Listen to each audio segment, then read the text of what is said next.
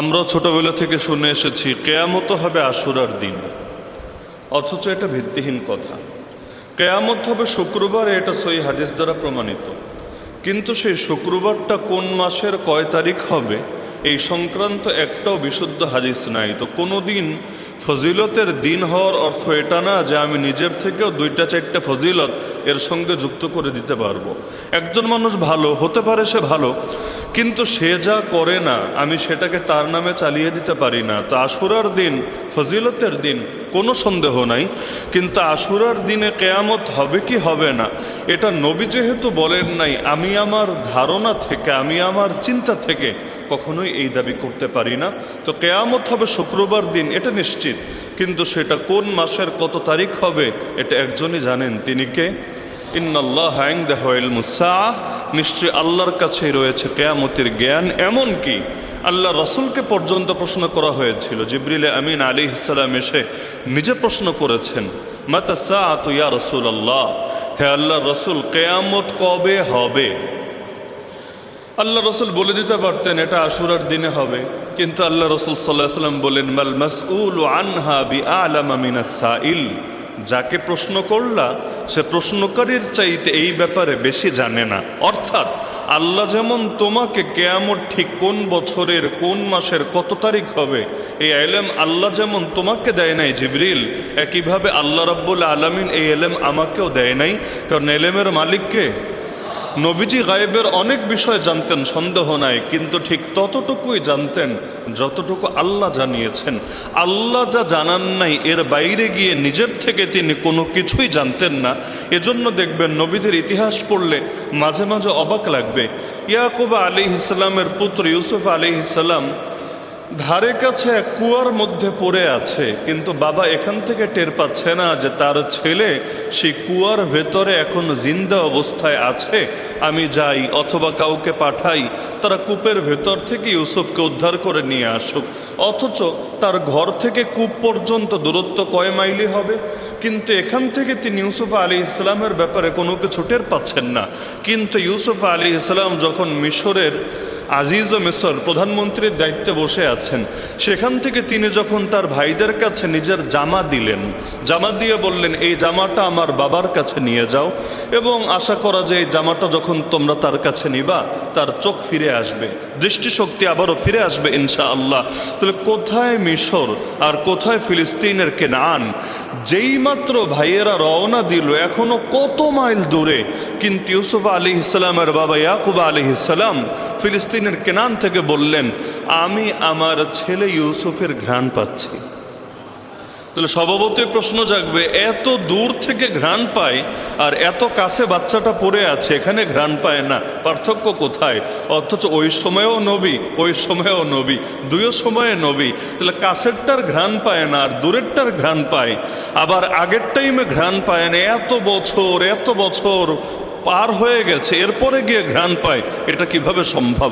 এখানেই বুঝে আসে নবীদের যত মহিমা আছে এগুলো কোনোটাই নবীদের নিয়ন্ত্রণাধীন না, এগুলো নিয়ন্ত্রণ করেন কে?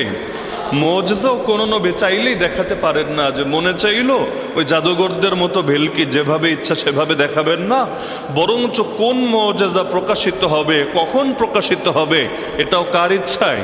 আল্লাহর।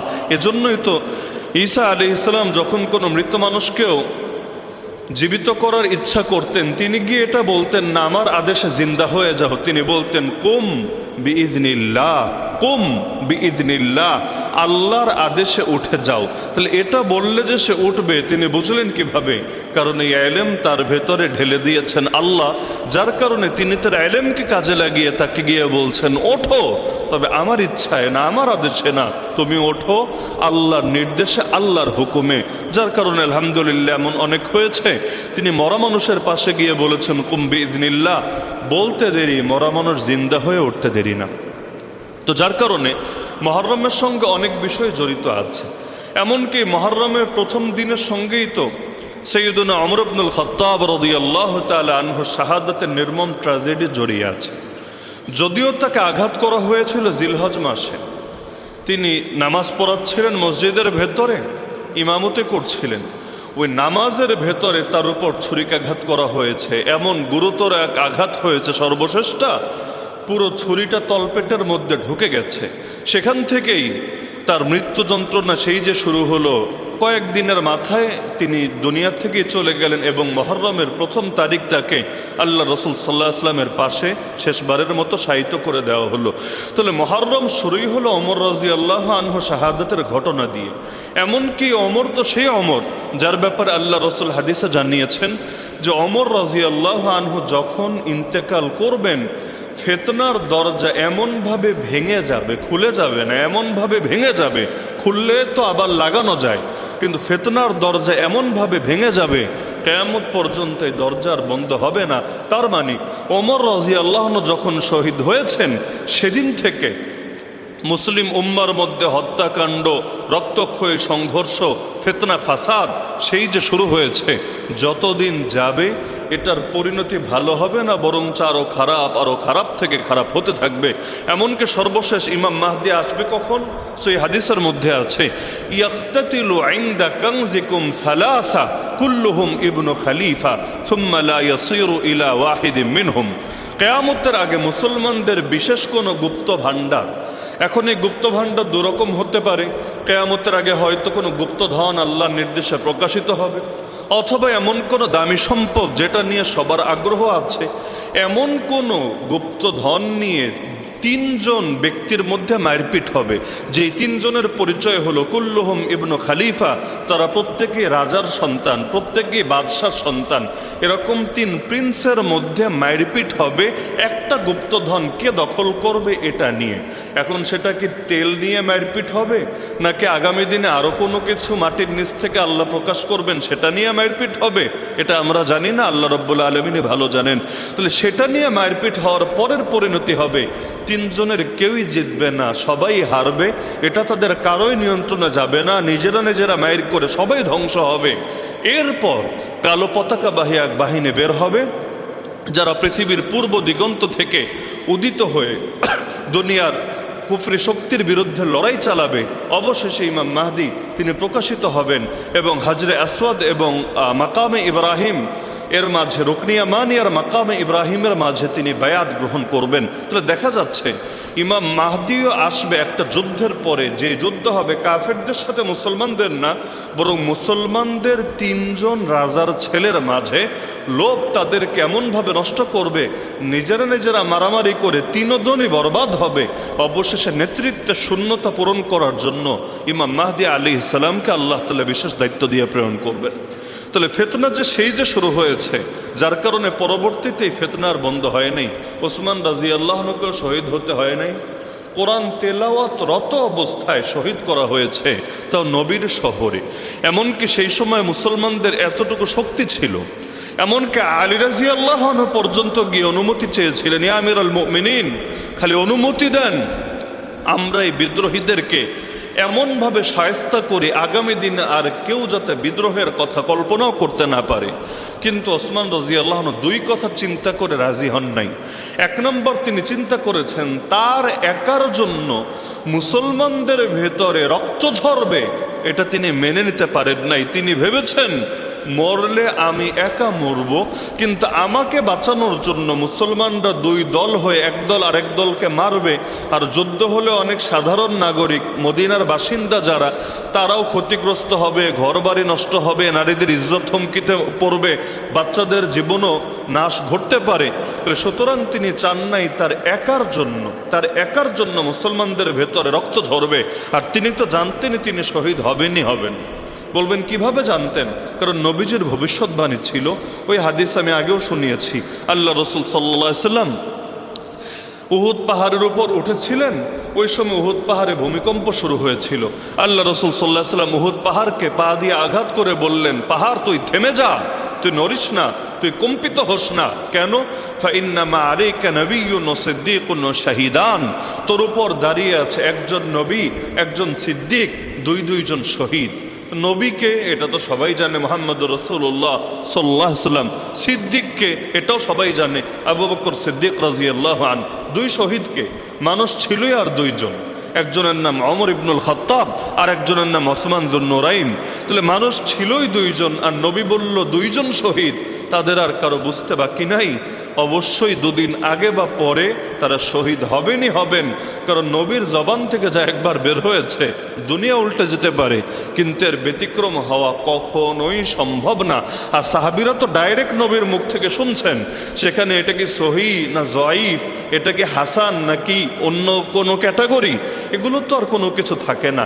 আমরা যারা পরে এসেছে নবীর থেকে শুনি নাই, আমরা কোনো হাদিস শুনলে যাচাই করা লাগে আসলেই কি নবী বলেছেন নাকি নবীর নামে চালানো হয়েছে।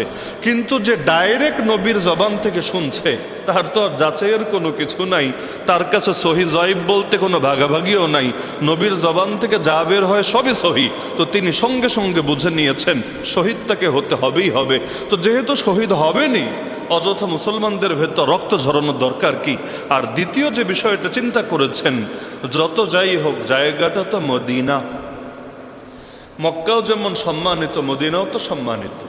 এজন্য তো আমরা দুটোকে একসঙ্গে বলি হারামাইন শরীফাইন, মানে মক্কাও হারাম তথা সম্মানিত, মদিনাও হারাম তথা সম্মানিত। হারাম শব্দটা দুই অর্থে ব্যবহার করি, কখনো হারাম বলতে বোঝাই নিষিদ্ধ কবিরা গুনাহ, আর কখনো হারাম বলতে বোঝাই সম্মানিত। যখন বলি মসজিদে হারামে গিয়ে নামাজ পড়েছি, আমরা এটা বুঝি না নিষিদ্ধ মসজিদে গিয়ে নামাজ পড়েছি, বরং আমরা এটা বুঝি পৃথিবীর সবচাইতে সম্মানিত মসজিদে গিয়ে আমরা নামাজ আদায় করেছি। তাহলে মক্কাও হারাম, মদিনাও হারাম। তাহলে এই হারামের ভেতরে রক্ত ঝরবে শুধুমাত্র তাকে নিরাপত্তা দেওয়ার জন্য তিনি এটা মেনে নিতে পারেন নাই। অবশেষে কোরআন তেলাওয়াতরত অবস্থায় তাকে শহীদ করা হয়েছে। তারপরে খলিফা হলেন আলী রাদিয়াল্লাহু আনহু।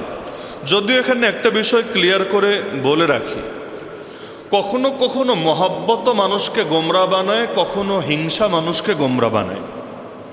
সবসময় এক জিনিসের কারণে মানুষ গোমরা হয় না, কখনো হিংসার কারণে গোমরা হয়। যেমন ইবলিস গোমরা হয়েছে আদম আলাইহিস সালামকে হিংসা করার কারণে, কাবিল বরবাদ হয়েছে তার ভাই হাবিলকে হিংসা করার কারণে।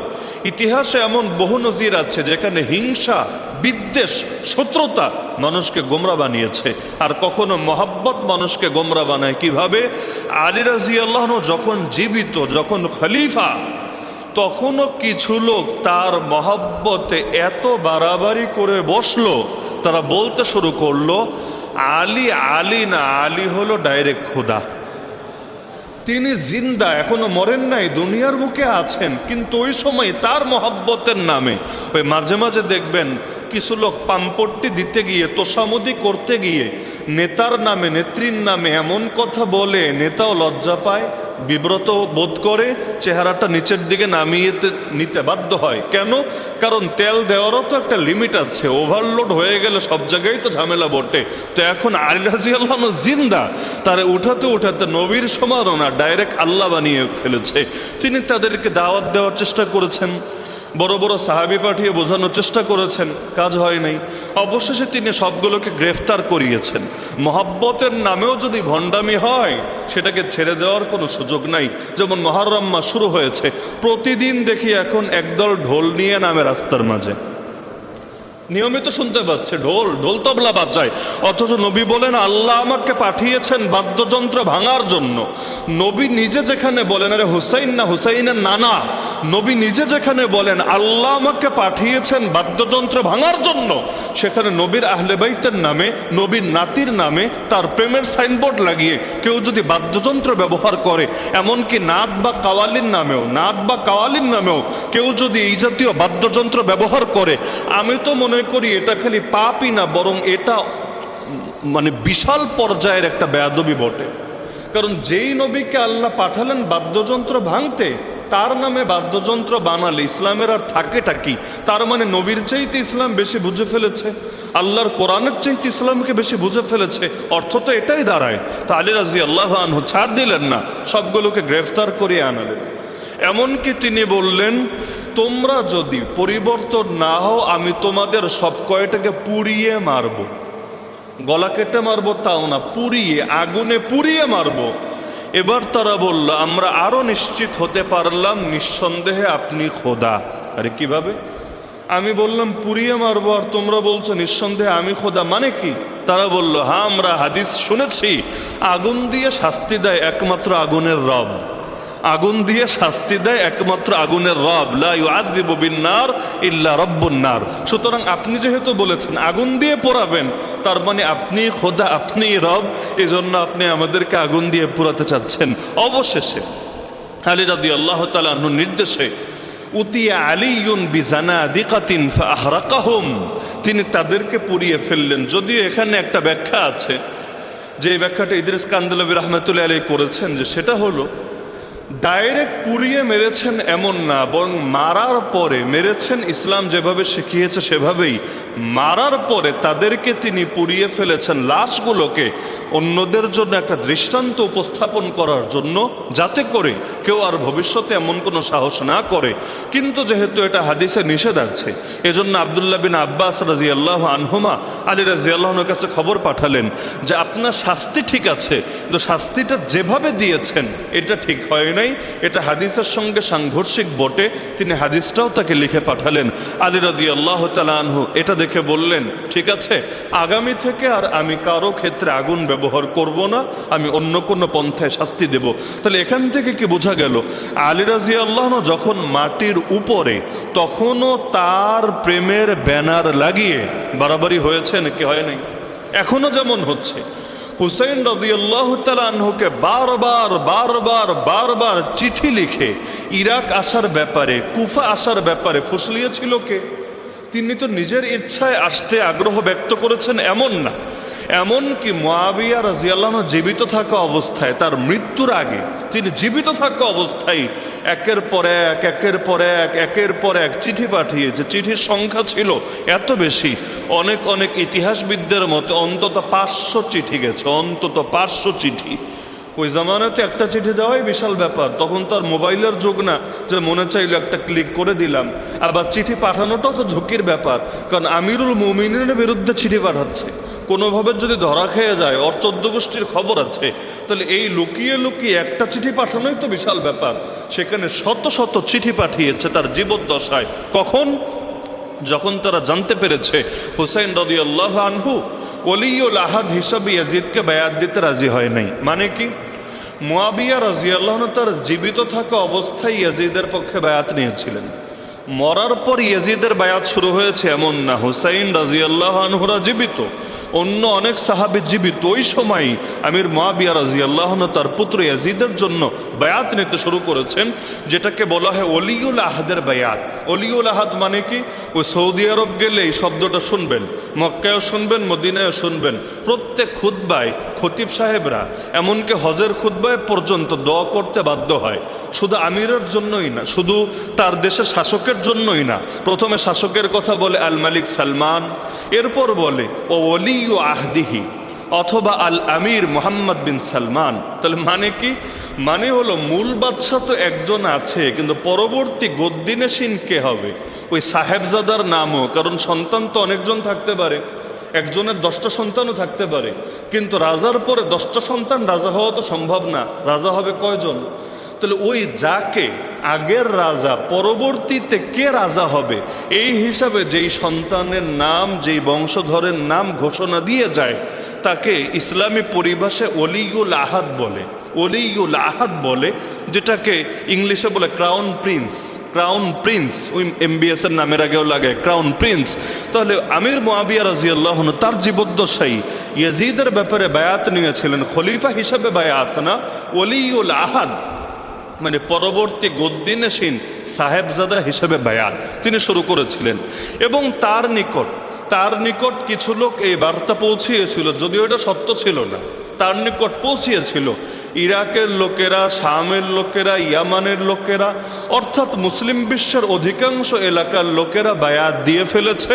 তারা ইয়াজিদকে আপনার পরবর্তী খলিফা হিসাবে মেনে নিয়েছে, কারো কোনো আপত্তি নাই। শুধু আপত্তি হলো মদিনার মক্কার লোকদের, এই হারামাইন শরীফাইনের লোকদের আপত্তি, আর কারো কোনো আপত্তি নাই। আমির মুআবিয়া রাদিয়াল্লাহু আনহু এটা বিশ্বাস করেছিলেন যে মনে হয় বিষয়টা এমনই। ইয়াজিদকেও তিনি প্রথম দিনেই মনোনয়ন দিয়েছিলেন এমন না, বরঞ্চ সেক্ষেত্রেও কিছু লোক তাকে বুঝিয়েছে, দেখেন এমনি মুসলমানদের ভেতর মারপিট চলছে, ওমর শহীদ, ওসমান শহীদ, আলী শহীদ, হাসান শহীদ, তাহলে ধাপে ধাপে খালি রক্ত আর রক্ত ঝরেই যাচ্ছে। আপনি যদি মুসলমানদের কোনো অভিভাবক দিয়ে না যান, তাহলে আপনার পরে এখানেও মারপিট লাগবে, পরবর্তীতে কে না কে গদি দখল করবে এটা নিয়ে ফাইট শুরু হয়ে যাবে। যেভাবে আল্লাহ রসুল সাল্লাহ সাল্লাম যাওয়ার পরেও হালকা পাতলা শুরু হয়েছিল, আনসারি সাহাবীর একদল হয়ে গিয়েছিলেন, মুহাজিররা আরেক দল হয়ে গিয়েছিলেন। এমনকি কেউ কেউ এই মর্মে প্রতিশ্রুতি পর্যন্ত নিয়ে বসেছিলেন যে প্রয়োজনে তারা রক্ত ঝরাবেন। তো ওই রকম একটা কঠিন পরিণতি যাতে না হয়, এজন্য আপনি সুনির্দিষ্ট কারো নাম বলে যান। আর আপনার এই বংশধর ইয়াজিদ সে সবচাইতে পারফেক্ট, তার বুজুর্গই কম থাকতে পারে, তার চাইতে বড় বুজুর্গ থাকতে পারে, কিন্তু রাজনীতি সে ভালো বোঝে। সুতরাং যদি চান মুসলমানদের রাজনীতি ভালোভাবে চলুক, তাহলে ইয়াজিদকে আপনার পরবর্তীতে মনোনয়ন দিয়ে যান। এভাবে একজন, দুজন, 10 জন, 20 জন ফুসলাতে ফুসলাতে ফুসলাতে এক পর্যায়ে তিনি সিদ্ধান্ত নিলেন যে তিনি তাকেই পরবর্তী গদ্দিনেশীন হিসেবে ঘোষণা দিবেন। অবশেষে দিলেন এবং তার কাছে ভুল মেসেজ পৌঁছানো হলো, সবাই রাজি, খালি মক্কা আর মদিনার লোকদের সমস্যা। তিনি বের হলেন সফরে হজ্জের নিয়াতে। প্রথমে গেলেন মদিনায়, গিয়ে গিয়ে বড় বড় সাহাবীদের সঙ্গে দেখা করলেন, এমনকি আম্মাজান আয়েশা রাদিয়াল্লাহু আনহার সঙ্গেও সাক্ষাৎ করে বিচার দিলেন। বলবেন আম্মাজান আয়েশারে পেলেন কিভাবে? আম্মাজান আয়েশা আল্লাহ রসুলের পরেও বহুকাল বেঁচে ছিলেন। আল্লাহ রসুলের ওফাতের সময় তার বয়স মাত্র 18, আর আম্মাজান আয়েশার মৃত্যুর সময়, নিজের ওফাতের সময় তার বয়স 63। মানে আল্লাহ রসুলের ওফাত যেই বয়সে, আম্মাজান আয়েশা রাদিয়াল্লাহু আনহা সেই বয়সে। তাহলে 18 থেকে নিয়ে 63, কত লম্বা টাইম, 40 বছরের বেশি তিনি এর পরেও বেঁচে ছিলেন। তাকে গিয়ে বিচার দিলেন। দেখেন, সারা দুনিয়া সবাই মেনে নিল, খালি মদিনার মক্কার গুটি কয়েক সাহাবীরই সমস্যা, আপনি তাদেরকে কিছু বলেন না। আম্মাজান আয়েশা রাদিয়াল্লাহু আনহা বললেন, আমি শুনেছি তুমি নাকি তাদেরকে হত্যার হুমকি দিচ্ছ, তাদেরকে গ্রেফতারির ভয় দেখাচ্ছ, তাদের সঙ্গে বিভিন্নভাবে তুমি খারাপ আচরণ করছো। মুআবিয়া রাদিয়াল্লাহু আনহু বললেন, না না, এটা ভুল বার্তা, আমি এরকম কোনো কিছু করি নাই, কিন্তু আমি চাচ্ছি তাদের থেকে বায়াত আদায় করতে, কারণ সবাই যখন দিয়েছে, গুটি কয়েক মানুষ না দিলে তো ঝামেলা বাঁধবে, ফিতনা হবে, তা আমি চাই না ফিতনা থাক এটা নিয়ে। সুতরাং আপনি রিকোয়েস্ট করেন তারা যাতে এটা গ্রহণ করে। আম্মাজান আয়েশা রাদিয়াল্লাহু আনহা বলেন, শোনো মুআবিয়া, আমি তোমাকে বিশেষভাবে ওসিয়াত করছি, তারা আল্লাহ রসুল সাল্লাল্লাহু আলাইহি ওয়াসাল্লামের কাছের মানুষ, এমনকি অনেকে আল্লাহ রসুলের আহলে বাইত, তুমি খবরদার তাদেরকে বোঝাতে পারো, কিন্তু তাদের সঙ্গে কিছুতেই তুমি খারাপ আচরণে যাবা না, হার্ড লাইনে কিছুতেই যাবা না, এটা তোমার প্রতি আমার ওসিয়াত। এই ওসিয়াতটা তিনি রেখেছিলেন বটে। এজন্য আমির মুআবিয়া যতদিন জীবিত ছিলেন, ওই সাহাবী যারা তার পুত্রকে বায়াত দিতে রাজি হয় নাই, তাদেরকে গ্রেফতারও করা হয় নাই, তাদের বিরুদ্ধে কোনো অ্যাকশনও নেওয়া হয় নাই। হ্যাঁ, বারবার লোক পাঠিয়েছেন, নিজেও গিয়েছেন, সাক্ষাৎ করে করেও রিকোয়েস্ট করেছেন। যেমন আব্দুল্লাহ বিন জুবায়ের, আব্দুল্লাহ বিন ওমর, একইভাবে হোসেন রাদিয়াল্লাহু আনহু তাদের কাছে নিজেও গিয়েছেন, গিয়ে রিকোয়েস্ট করেছেন, সবাই মেনে নিল। আপনাদের সমস্যা কোথায়? তাদের কথা ছিল, দেখেন আমরা আপনাকে 3টা অপশন দিচ্ছি, এর বাইরে চতুর্থ কোনো অপশন মানার কোনো সুযোগই নাই। কোন 3 অপশন?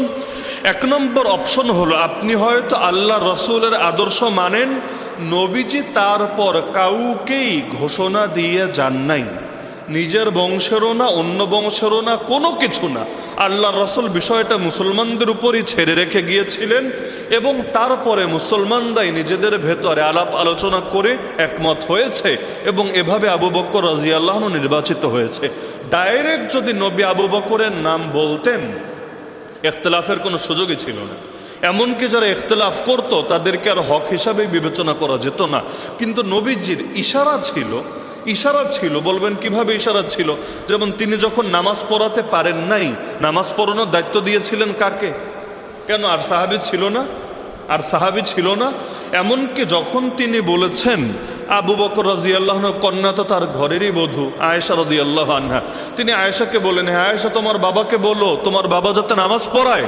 আম্মাজান আয়েশা রাদিয়াল্লাহু আনহা বলেন, ইয়া রাসূলুল্লাহ, এটা আমি পারবো না, আমার বাপের দিলটা বড় নরম, আমার বাবা নম্র দিলের অধিকারী, আপনি এখন অসুস্থ, নামাজ পড়াতে পারছেন না, এই কারণে তিনি যদি নামাজ পড়ান, তিনি যখন জায়নামাজে দাঁড়াবেন, নামাজ শুরু করবেন, আমি ভয় পাচ্ছি তিনি হয়তো হার্ট অ্যাটাক করেই মরে যাবেন, এই দুঃখ তিনি সামলাতে পারবেন না।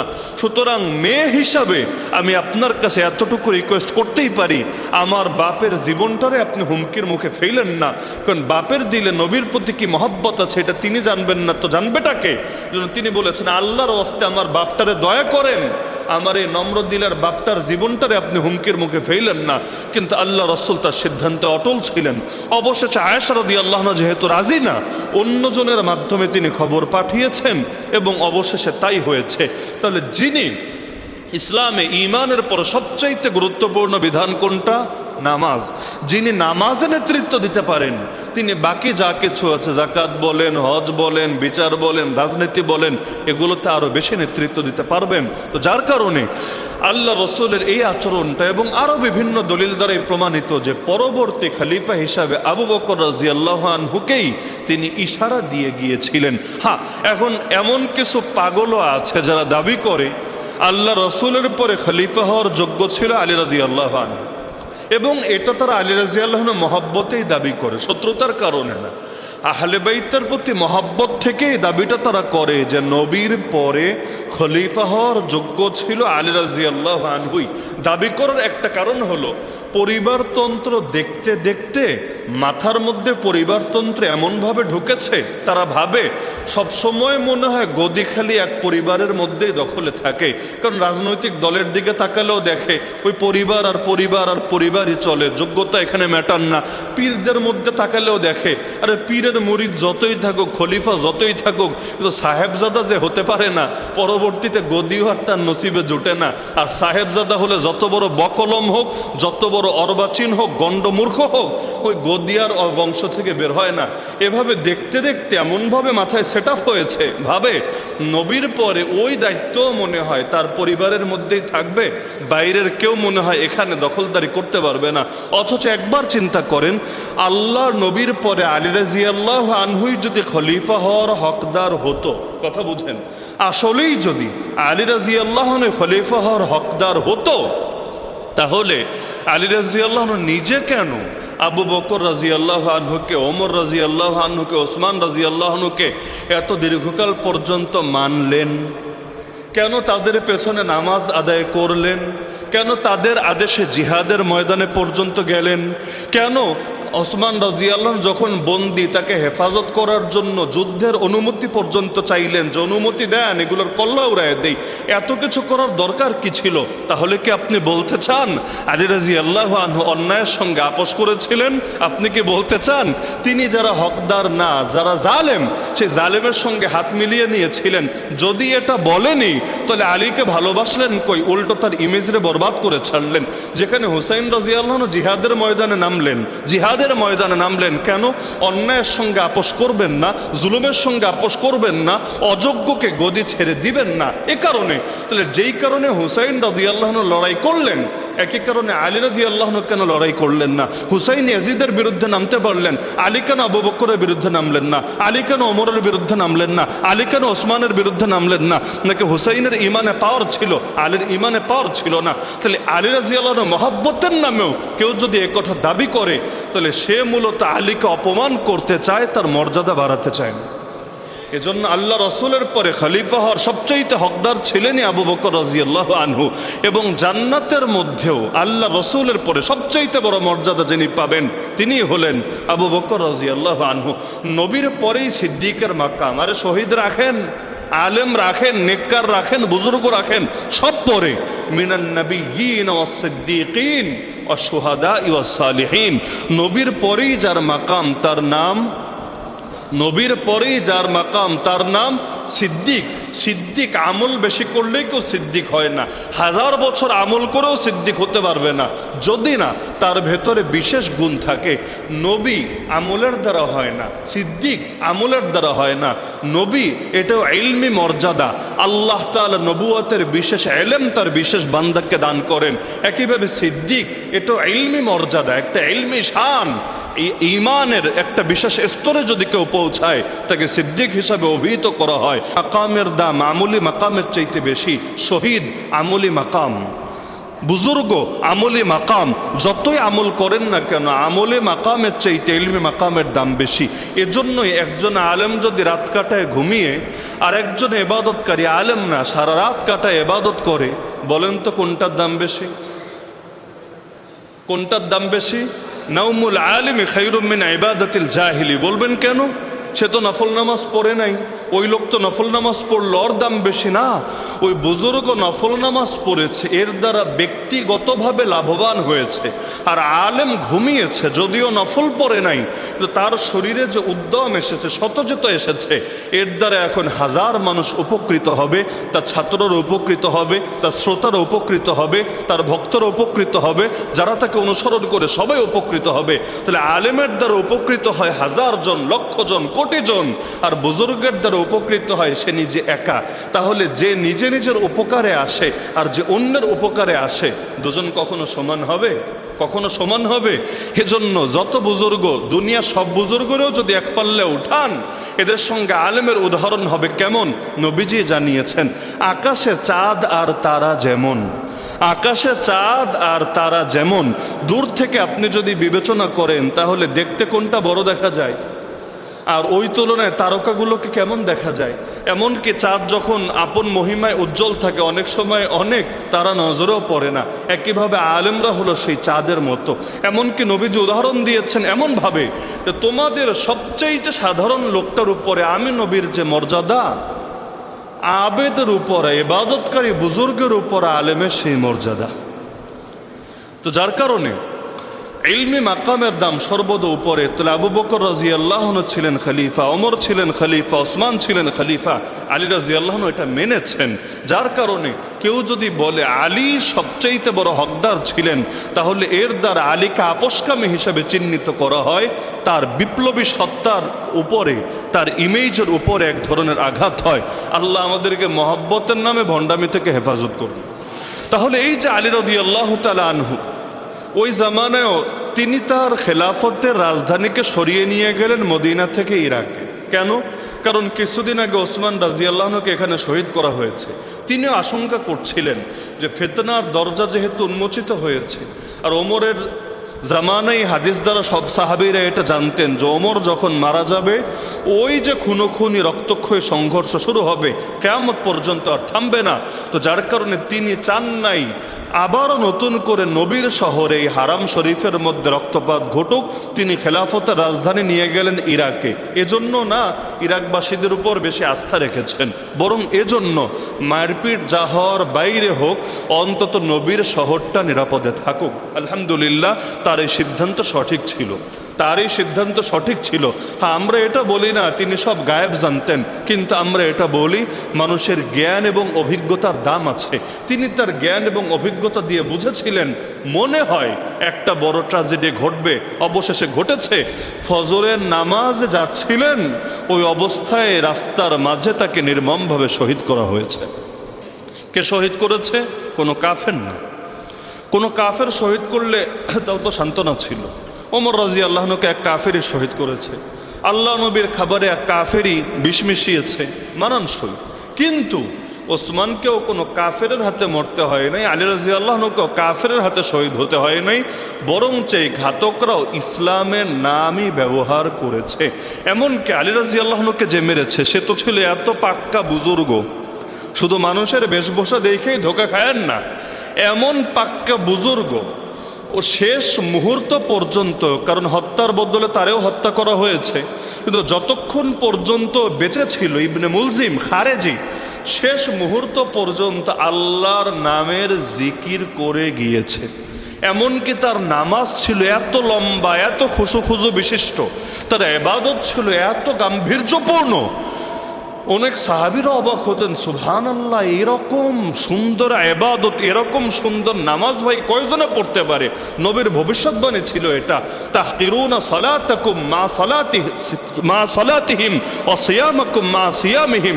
এই খারেজিদের নামাজ হবে এমন, তোমরা ওদের নামাজ দেখলে নিজেদের নামাজকে তুচ্ছ মনে হবে, ওদের রোজা হবে এমন, ওদের রোজা দেখলে নিজেদের রোজাকে তুচ্ছ মনে হবে। কিন্তু নামাজ যত হোক, জিকির যত হোক, রোজা যত হোক, যদি তার আকীদার মধ্যেই খারেজি মতবাদ ঢোকে, তাহলে তার দ্বারা জান্নাতে সুসংবাদপ্রাপ্ত সাহাবী আলী রাদিয়াল্লাহু আনহু শহীদ হওয়ার ঘটনা ঘটতে পারে।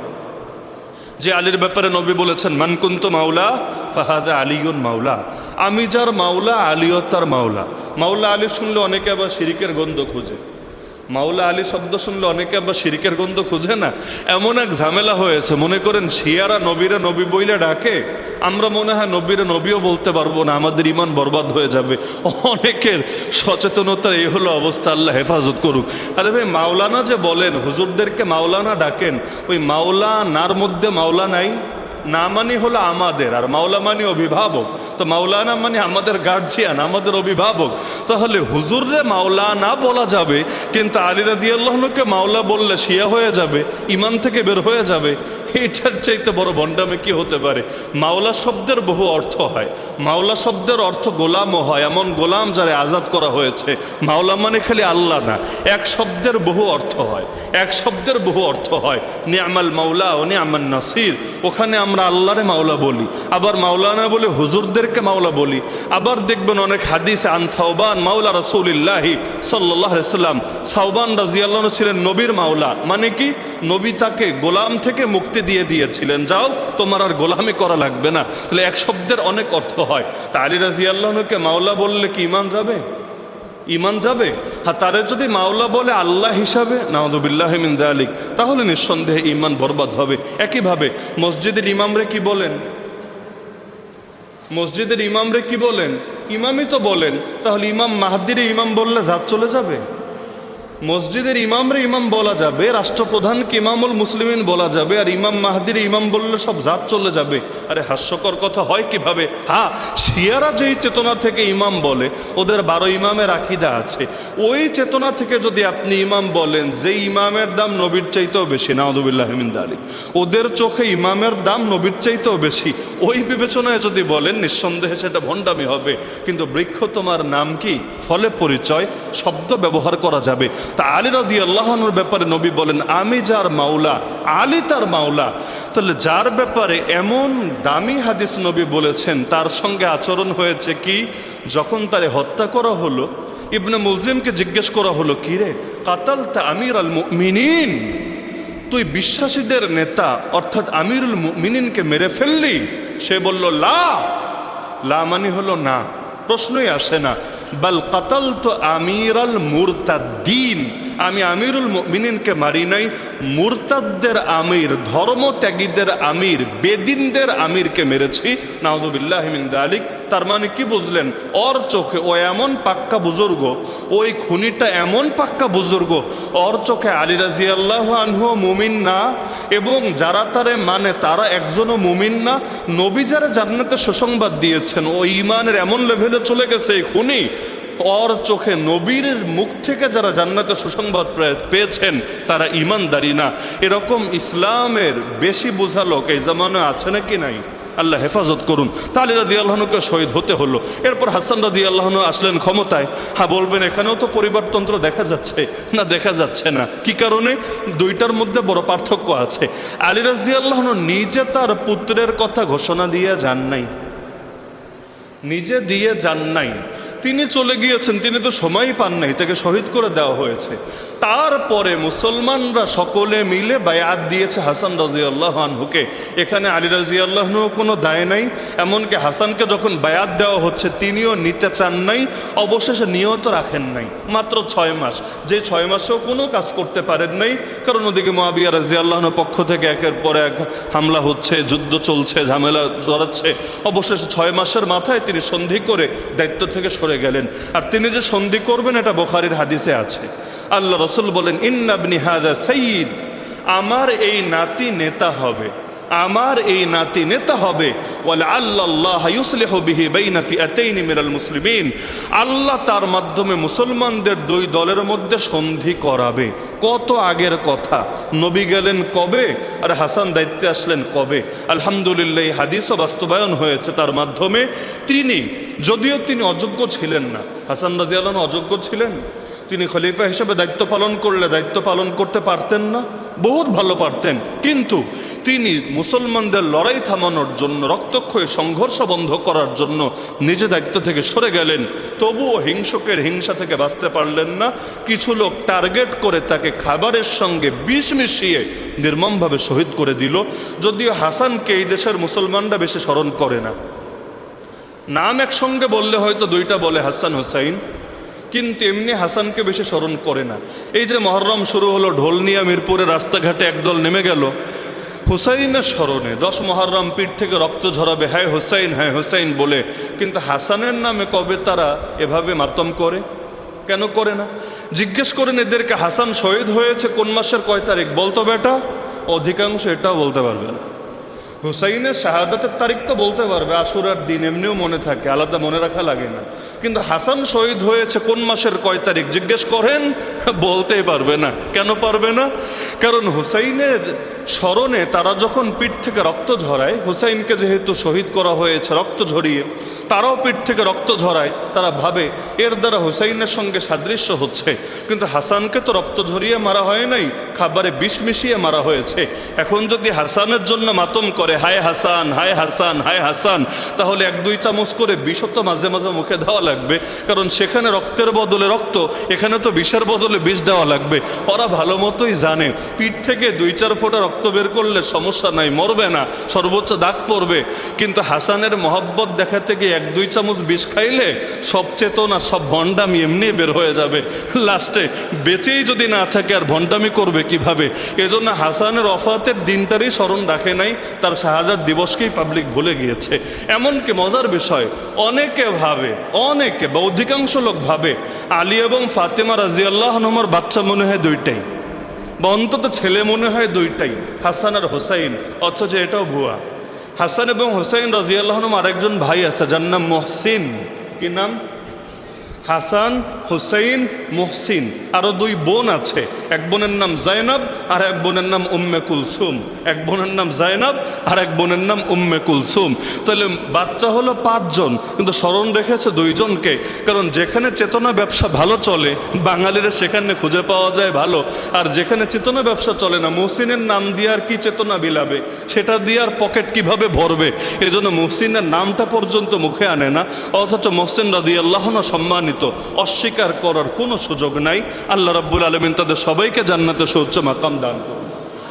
এমনকি মজার বিষয় হলো, হুসাইন রাদিয়াল্লাহু আনহুর 4 স্ত্রী থেকে তার যতগুলো বাচ্চা ছিল, মানুষ বাচ্চার নাম কিন্তু কোনো একটা চেতনা থেকেই রাখে। স্বাভাবিক, বাচ্চার নাম এমনি সলিমুদ্দিন কলিমুদ্দিন রাখে না, একটা চেতনা থেকেই রাখে। না হলে তো বাচ্চার নাম কেউ ফেরাউন রাখতে পারতো, আবু জাহালও রাখতে পারতো, রাখে তো না। মির্জাফরও তো রাখে না। অথচ জাফর নাম কিন্তু খারাপ না, মীর তো বংশ, জাফর নাম তো খারাপ না। নবীর সাল্লাল্লাহু আলাইহি সাল্লামের একজন সাহাবী ছিলেন না জাফর, যাকে আমরা চিনি, জান্নাতে ডানা মেলে উড়ে বেড়াচ্ছেন, জাফর তাইয়ার, নাম তো খারাপ না। কিন্তু মানুষ যখন নাম রাখে, এই নামের মর্যাদা আছে কতটুকু, এটা নিয়ে কোনো বিতর্ক আছে কিনা, এগুলো চিন্তা করেই নাম রাখে। হুসাইন রাদিয়াল্লাহু আনহু বাচ্চাদের নামগুলো একবার দেখেন। তার এক বাচ্চার নাম মোহাম্মদ, বুঝলাম মোহাম্মদ সাল্লাল্লাহু আলাইহি সাল্লামের মহব্বত তার দিলে আছে। এক বাচ্চার নাম ইব্রাহিম, বুঝলাম জাতির পিতা ইব্রাহিম আলাইহিস সালামের মহব্বত তার দিলের মধ্যে আছে। এক বাচ্চার নাম আবু বকর, এক বাচ্চার নাম ওমর। কি বুঝলেন? আবু বকর রাদিয়াল্লাহু আনহুকে তারা জালেম মনে করতেন, ওমর রাদিয়াল্লাহু আনহুকে তারা দখলদার মনে করতেন। আর আবু বকর আর ওমরের মহব্বত আছে বলেই তো নিজের বাচ্চার নামও আবু বকর রেখেছেন, ওমর রেখেছেন। তাহলে আজকে যারা আহলে বাইতের মহব্বতের ব্যানার লাগিয়ে আবু বকর ওমর রাদিয়াল্লাহু আনহুকে গালিগালাজ করেন, নাউযুবিল্লাহি মিন যালিক, আপনারা বেশি আহলে বাইতকে চেনেন নাকি আহলে বাইত তাদেরকে বেশি চেনেন? একটাবার আপনি চিন্তা করেন। কারণ নিজের বাচ্চার নাম পর্যন্ত রেখেছেন আবু বকর, বাচ্চার নাম রেখেছেন ওমর। এমনকি বাপ মায়ের নামে, বোনের নামও বাচ্চার নাম রেখেছেন। তার 2 বাচ্চার নাম আলী, হুসাইনের 2 বাচ্চার নাম আলী। এখন আলী বললে তো 2টাই দৌড় দিবে, আলাদা করবে কিভাবে? এজন্য আলাদা করেছে, সিনিয়র আলী, জুনিয়র আলী।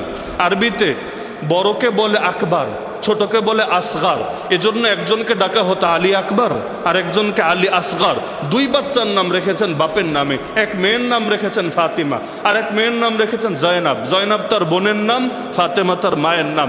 তাহলে নাম থেকেও কিন্তু অনেক কিছু বুঝে আসে। তাহলে হুসাইন রাদিয়াল্লাহু তাআলা আনহু, যে প্রসঙ্গে আমি বলছিলাম যে তারা আমির মুয়াবিয়াকে 3টা প্রস্তাব দিয়েছিলেন। 1 নম্বর প্রস্তাব, আপনি আপনার পরে কারো নাম বলার দরকার নেই, আল্লাহ রসুল যেভাবে অস্পষ্ট রেখেছেন আপনি এভাবে রাখেন, বাকিটা আপনার পরে মুসলমানরাই বুঝে নেবে ইনশাআল্লাহ।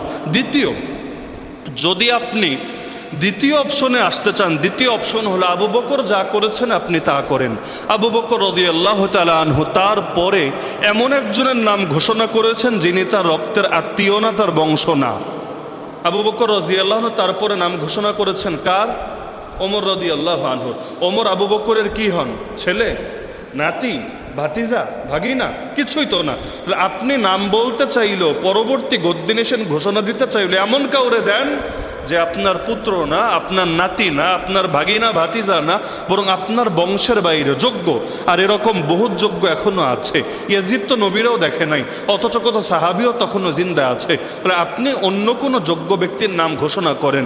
আর এইটাও যদি ভালো না লাগে, সর্বশেষ অপশন আপনার জন্য সেটা হলো আপনি কয়েকজনকে দায়িত্ব দিয়ে যান। ওমর রাদিয়াল্লাহু আনহু 6 জনকে দায়িত্ব দিয়েছিলেন, 6 জনকে, যে আমার পরে তোমরা 6 জন পরামর্শ করে পরবর্তী খলিফা নিয়োগ দিবা। নিজেদের মধ্যেও হতে পারে, বাহির থেকেও হতে পারে। আর তার ছেলে আব্দুল্লাহ বিন ওমরকে দায়িত্ব দিয়েছে, তুমি এই 6 জনকে হেল্প করবা, তুমি খলিফা হতে পারবা না, তুমি জাস্ট তাদেরকে হেল্প করবা, তাদেরকে সহযোগিতা করবা। ব্যাস, তারা 6 জন পরামর্শ করে খলিফা নির্বাচন করেছেন ওসমান রাদিয়াল্লাহু আনহুকে। তিনি বলেন, আপনি এরকম একটা কমিটি বানায় দিয়ে যান, একটা পরিষদ বানায় দিয়ে যান মুসলমানদের আস্থাভাজন লোক দিয়ে, তারা পরেরটা ঠিক করবে। আর এর বাইরে 4 নম্বরে যায়েন না, কারণ সেটা হলো ইসলামী ধারানা, খেলাফতে রাশেদার ধারানা, নবীজির ধারানা। সেটা হলো রোম আর পারস্যের ধারা। রোম আর পারস্যে পরিবারতন্ত্র চলে, রাজতন্ত্র চলে। সুতরাং ইসলামের মধ্যে আপনি নতুন কিছু ঢোকাতে যায়েন না, বারবার বলেছেন। কিন্তু মুআবিয়া রাদিয়াল্লাহু আনহু চিন্তা করেছেন যে রাজনৈতিক সিদ্ধান্ত হিসাবে দরকার নাই, আমি এভাবে অস্পষ্ট রেখে যাব, না হলে পরবর্তীতে মারপিট হতে পারে, দাঙ্গা হাঙ্গামা হতে পারে। তিনি তার ছেলের নামে ঘোষণা দিয়ে গেলেন। কিন্তু হুসাইন রাদিয়াল্লাহু তাআলা আনহু তিনি মনে করতেন এক্ষেত্রে 3টা মাসালা মাথায় রাখবেন। 1 নম্বরে তিনি মনে করতেন ফাসেক, যে কাফের না, ফাসেক তো বুঝেন, পাপাচারী ব্যক্তির নেতৃত্ব বৈধ না।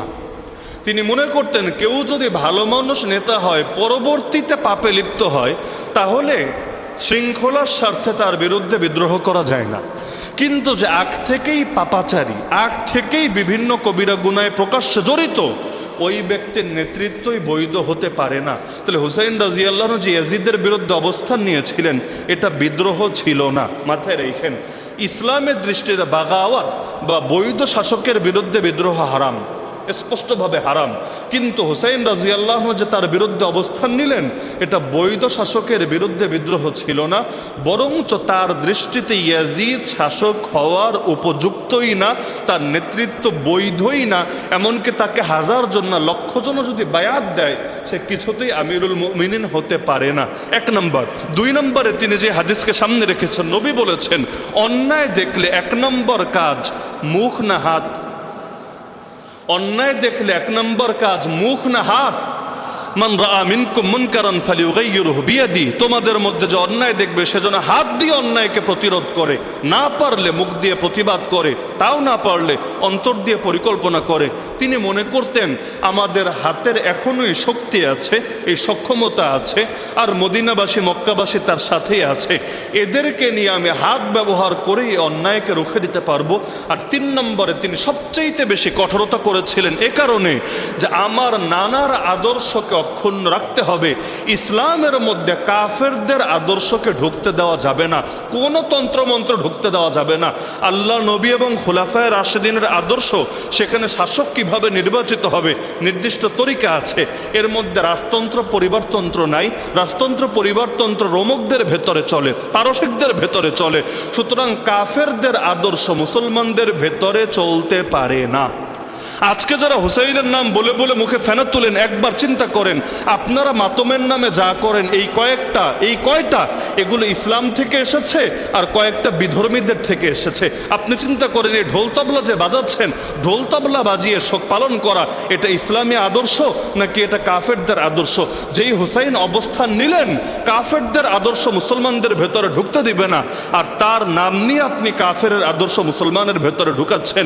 এমনকি আপনি চিন্তা করেন হুসাইন রাদিয়াল্লাহু আনহু আদর্শ যদি এটা হয়, ইসলাম থাকবে আলাদা, কুফর থাকবে আলাদা, ইসলামী আদর্শ ভিন্ন, কুফরি আদর্শ ভিন্ন, একটার ভেতর আরেকটা ঢুকতে দেওয়া যাবে না। তাহলে পহেলা বৈশাখে যারা মঙ্গল শোভাযাত্রা করে ওরা কি হুসাইনের পক্ষে, ইয়াজিদের পক্ষে? আপনি চিন্তা করেন যারা বাংলাদেশের মধ্যে বিভিন্ন অপসংস্কৃতি ঢুকায়, 31st নাইট ঢুকিয়েছে, ভ্যালেন্টাইন্স ডে ঢুকিয়েছে, এমনকি ওয়ার্ল্ড কাপের নামেও বহুত নোংরামি করা, শুধু খেলা দেখা না, বহু নোংরামি করাকে ঢুকিয়েছে, এগুলো কি ইসলামিক কালচার থেকে গ্রহণ করেছে নাকি কাফেরদের কালচার থেকে গ্রহণ করেছে?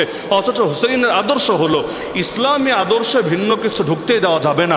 এমনকি হুসাইন ময়দানে বের হয়েছে খেলাফতে রাশেদাকে পুনরুদ্ধার করার জন্যে, অন্য কোনো কারণ নাই। মনে রাখবেন আমির মুয়াবিয়াও খলিফায়ে রাশেদ ছিলেন না, খুলাফায়ে রাশেদিন ছিলেন 4 জন এবং তারা 30 বছর শাসন করবে, নবীর ভবিষ্যৎবাণী।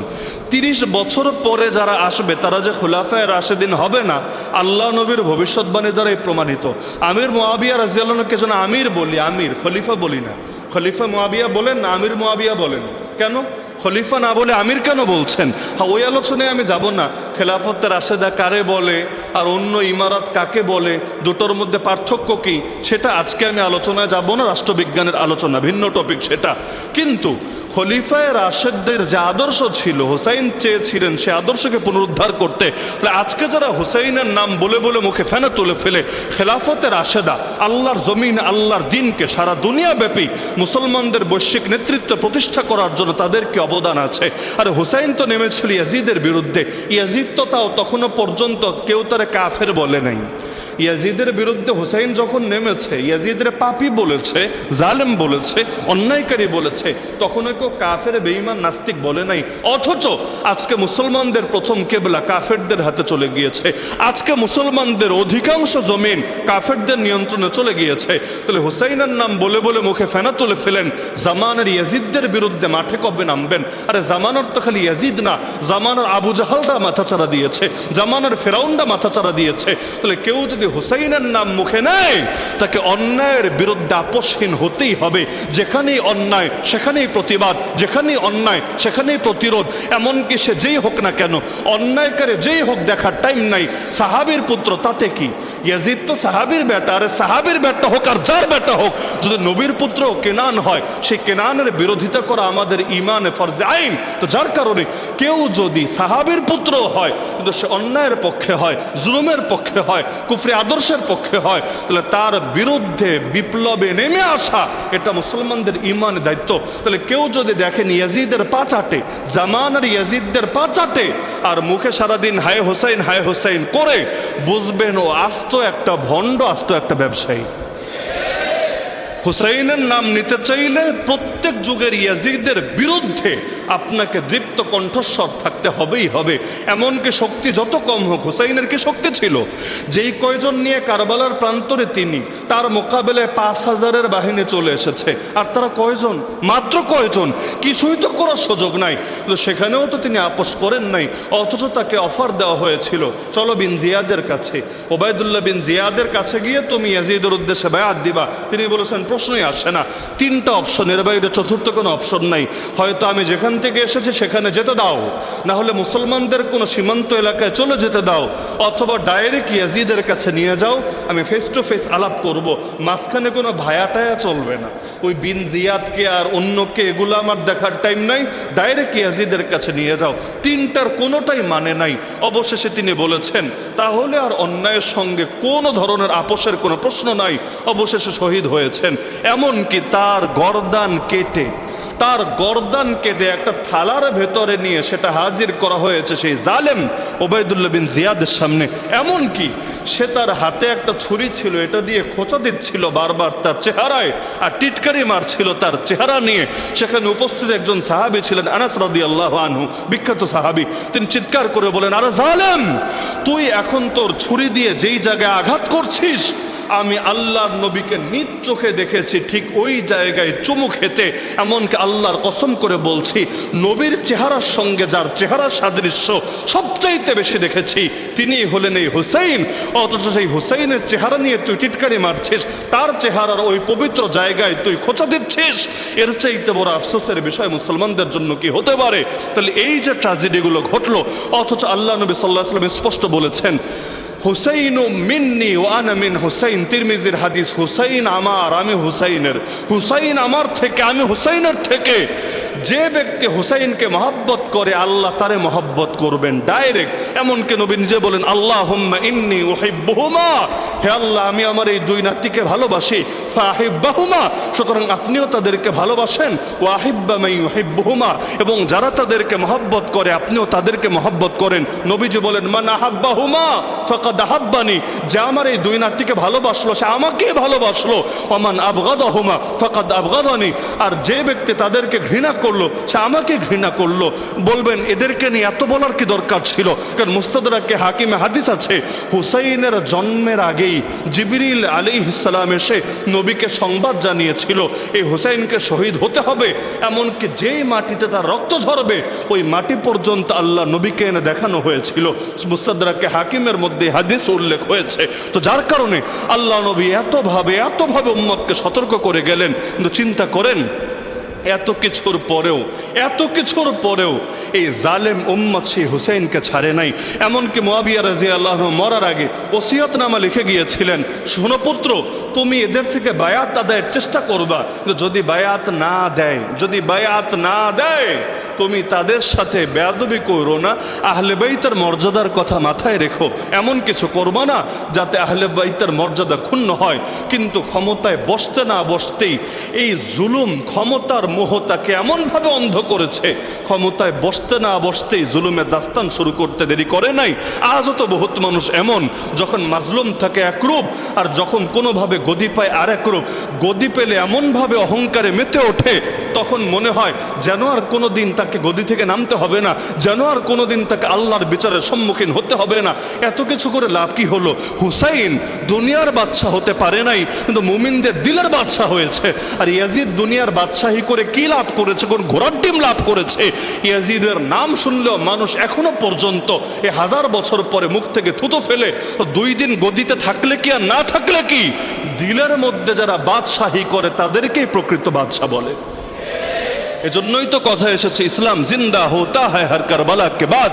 সুতরাং যারাই হুসাইনের মহব্বত দিলে লালন করেন, আমি মনে করি তাদের প্রত্যেকের ইমানের দায়িত্ব এটাই হওয়া উচিত, আমরাও হুসাইনের মতো জামানার ইয়াজিদদের বিরুদ্ধে মাঠে অবতীর্ণ হব।